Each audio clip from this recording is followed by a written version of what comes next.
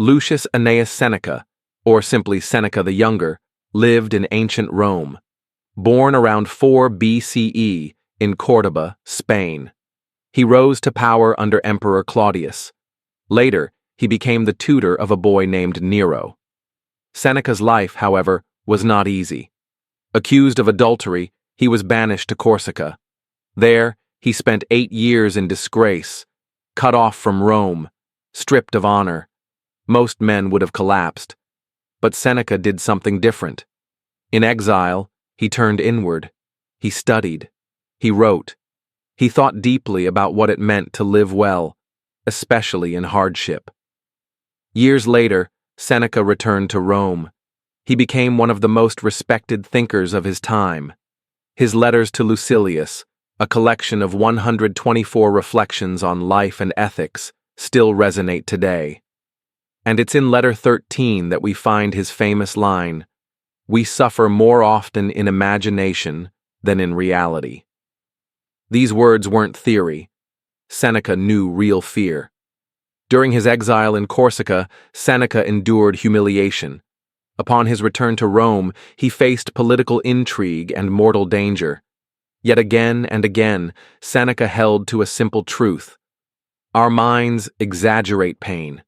Our imagination steadily multiplies fear. Reality, harsh as it is often less cruel than what we imagine. Centuries later, a man named James Stockdale would prove this wisdom true. During the Vietnam War, Stockdale, a U.S. Navy fighter pilot, was shot down and captured. He would endure more than 7 brutal years in captivity. But before the war, Stockdale had studied philosophy, especially Epictetus and Seneca. He later said, "It wasn't the torture that broke most men. It was the fear of what might happen next."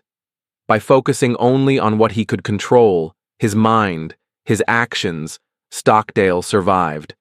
Not just physically, but mentally. A living proof of Seneca's insight. But why does imagined suffering feel so real? The answer lies buried deep within human biology.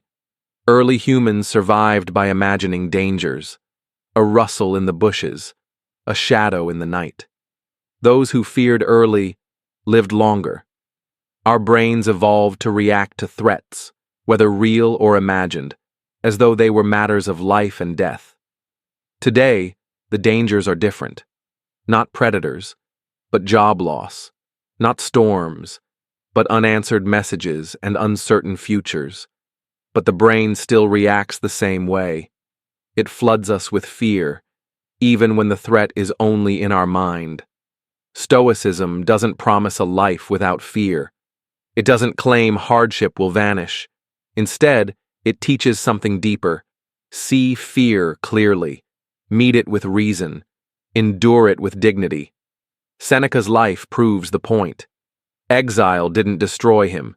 It refined him. Through hardship, he became not a victim, but a philosopher, a guide for those who suffer. We suffer more often in imagination than in reality.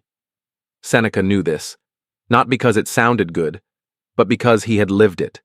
Face fear with reason. Face hardship with dignity. Inspired by Seneca.